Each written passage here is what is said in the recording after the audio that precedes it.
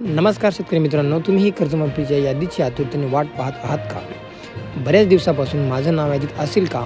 आणि ही यादी नक्की कुठे पाहायला मिळेल? असे प्रश्न तुमच्याही मनात असतील तर तुमची ही प्रतिक्रिया आता संपणार आहे.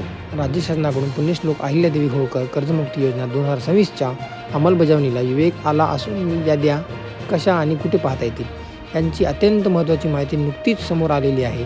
चला तर मग पाहूया संपूर्ण प्रक्रियेवर सोप्या आणि आपल्या भाषेत जाणून घेऊया. नेमकी प्रक्रिया कशी राबवली जात आहे ते आपण या व्हिडिओच्या माध्यमातून पाहणार आहोत. सध्या प्रशासकीय पातळीवर या योजनेचे काम अत्यंत वेगाने सुरू आहे. तुमच्या मनात साहजिकच हा प्रश्न असेल की ही यादी कशी तयार होते? तर राज्यातील सर्व बँकांकडून पात्र ठरलेल्या शेतकऱ्यांची सविस्तर माहिती एका विशेष सरकारी पोर्टलवर अपलोड केलेली जात आहे. नुकतीच नांदेड जिल्ह्याच्या माहिती कार्यालयाने या संदर्भात अधिकृत माहिती दिली आहे. लक्षात घ्या, जी पद्धत एका जिल्ह्यासाठी राबवली जात आहे तीचं पद्धत संपूर्ण महाराष्ट्रातील सर्व जिल्ह्यासाठी लागू असणार आहे. त्यामुळे तुम्ही कोणत्याही जिल्ह्यात असाल तर तुमच्यासाठी हीच प्रक्रिया असेल. प्रत्येक पात्र शेतकऱ्याला मिळणार युनिक आय डी. या प्रक्रियेतील एक अत्यंत महत्त्वाची आणि जमेची बाजू म्हणजे पारदर्शकता.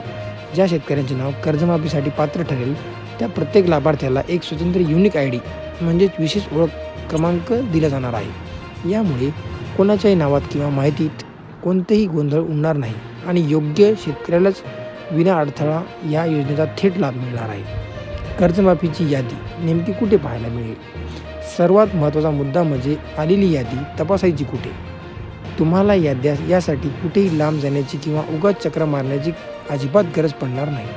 शासनाने शेतकऱ्यांच्या सोयीसाठी याद्या पाहण्याचे 3 सोपे पर्याय उपलब्ध करून दिलेले आहेत. नंबर 1 म्हणजे ग्रामपंचायत कार्यालय. तुम्ही तुमच्या ग्रामपंचायत जाऊन तेथील नोटीस बोर्डवर ही यादी सहज पाहू शकता. नंबर 2 म्हणजे तलाठी कार्यालय.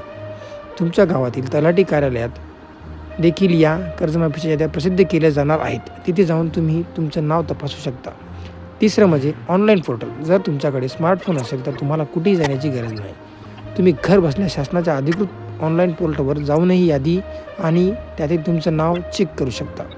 शेवटचा आणि महत्त्वाचा टप्पा. शेतकरी बांधवांनो, ही माहिती तुमच्यासाठी जितकी महत्त्वाची आहे तितकीच ती आपल्या इतर शेतकरी बांधवांसाठीही गरजेची आहे. त्यामुळे ही माहिती फक्त वाचून सोडू नका. जर तुमच्या गावातील आणि ओळखीच्या इतर शेतकरी मित्रासोबत व्हॉट्सअप ग्रुप्सवर नक्की शेअर करा, जेणेकरून प्रत्येकाला वेळेवर योग्य माहिती मिळेल आणि कोणाची अडचण होणार नाही. धन्यवाद. असेच व्हिडिओ पाहण्यासाठी आमच्या न्यूज अपडेट चॅनलला नक्की सबस्क्राईब करा आणि समोरील बेल आयकॉन दाबा.